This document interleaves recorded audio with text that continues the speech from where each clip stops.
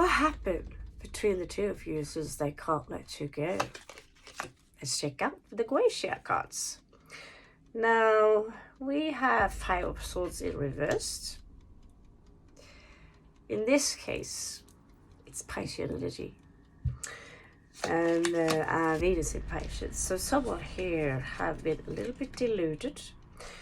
We also have Six of Cup, which is basically a soulmate. They might come back, or they're looking back and thinking, how can I let this happen? How can I let you go? We also have here the Hangman. In this case, it's Mercury in Capricorn. And, well, it's just a really, really large kitty cat sleeping on top of the tree, looking down at the rope. I have a feeling that could be many of you guys, like, yeah, you think I'm gonna hang myself? Chill, dude, it's not that bad. I didn't betray you. Basically, you just went into your own trap. Now, I did see another read today, and I did see someone run off some of your stuff. Could be your energies, basically running into their own trap. Now, what we see here is Queen of Cups as an opposing force here. And in this case, that's Jupiter in Taurus. Again, it's the Guaxia deck, so it's a little bit different. Jupiter in Taurus is actually good luck with everything physical. Now, these cards are pretty dark and somewhat would probably say evil. Queen of Cups is in your way.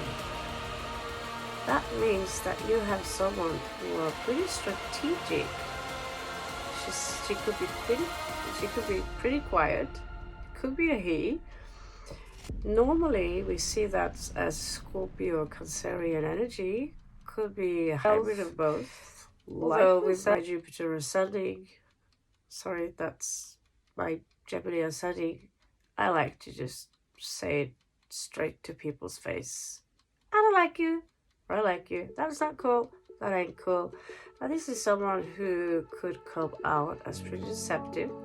I also get the feeling that this is someone who could have a lot of friends on the dark side. Some of you are in trouble. This is for card lover. Now this very nipply, and she's touching herself on body parts we do not mention of Lilith. I get the card is named Lilith. It's 77. So maybe you dealt with someone, because I like Lilith. I really like Lilith. She's a rebel.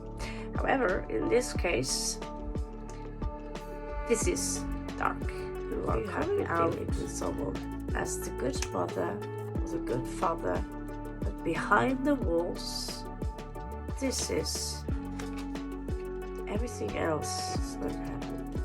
Oh Jesus, Lord, this is really the bad guy. Actually, it's a pretty creepy card. We also have Queen of Coins reversed. Usually that is Capricorn energy, but here it is Aries energy. So this is someone who emotionally very impulsive. I get this energy of both. They have tactics, they have authority, and they think themselves as the savior, as someone who are doing the right thing by keeping you away from their family, their friends, their children, or whatever. And basically they project onto you.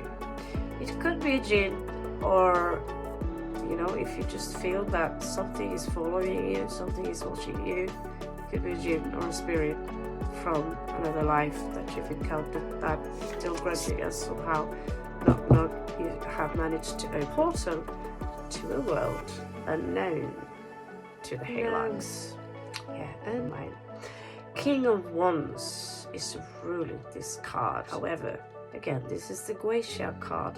So we have Moon in Aries. This is good Moon in Aries, and she had a side to her. I love Star Wars. We know that Moon in Aries is a little bit different. At first, when you see her, it's Virgo.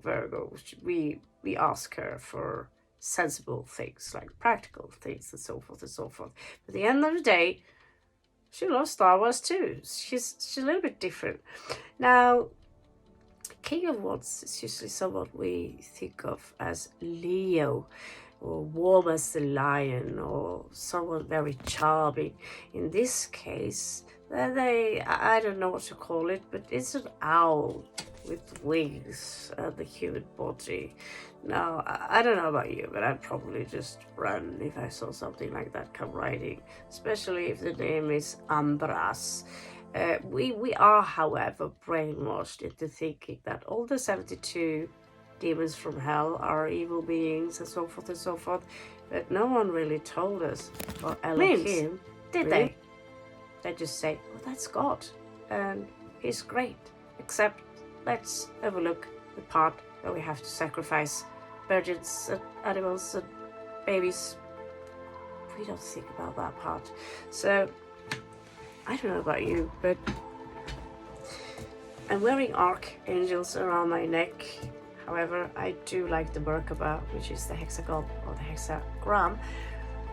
It does carry some protection with it, because if you are into ritual magic, we use that to trap spirits. Now, it is also when we fill it with volume, or when we volumize the hexagon, or the star tetrahedron, the star tetrahedron. It is a vehicle to travel in space, also known as the Merkaba, the light body. Mer, light, which is also C. I have to disagree a little bit with Mr. Billy Carson there, because light, mer, made, C, made. Ka is actually more than just a body, it's also a mouth, an opening to the darkness, to the void. Ba, body of light. Also, it is Mer is Mer, Mar, Mater is a bridge or a link between the two worlds, which we consider as the great void or spirit, the portal to the spirit and matter.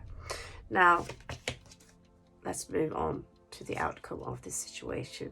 The Chariot here. So you're going to move on from this situation pretty easily. Again, Moon in Aquarius. It seems to be that this is someone who's looking at you, and I get the feeling that this is more admiration than necessarily someone who despises you, because we are really quick to think, oh, they hate me. This is admiration. This is Two of Coins outside of you. Trickling energies, Venus. This is someone here who are from your past here. And we do name Berit. Now, we also have the Queen of Swords. So, Moon in Scorpio, myself, blessed with that. Sun and Moon, 44. And we have shags here. They could peacock around you, and you don't notice them. You don't notice them. Maybe you've seen them, smelled them, and you may be not as impressed with them as they are with you, which makes them, makes you even more dazzling, perhaps. Now we have the Emperor here, this case showing up as the ancient god Moloch. Now here they call him Sagan, so I don't know about you. There are 72 spirits from below. It's simply a lower vibration. It's attached to the god, also known as EL. Now, possible outcomes here is Four of Swords, So this has something to do with the mental discipline. Again, the ball. So if you see some symbols that has to do with the ball, maybe even a cow, there is someone watching you from, I don't know, Mercury in Cancer here. This is protective energies of family. I want to protect the world from you. I admire you from below or from the shadows. We do have Five of Cups here, so although you are not aware of this card, there is a fallen angel here known as Amy. So they might carry the energy of Amy with them, but they're also grieving a loss. So is this a form of life? How do you feel this resonate with you? We also have Moon in Libra, Two of Wands. That's the end of the story. I did that to scare myself. Two of Wands,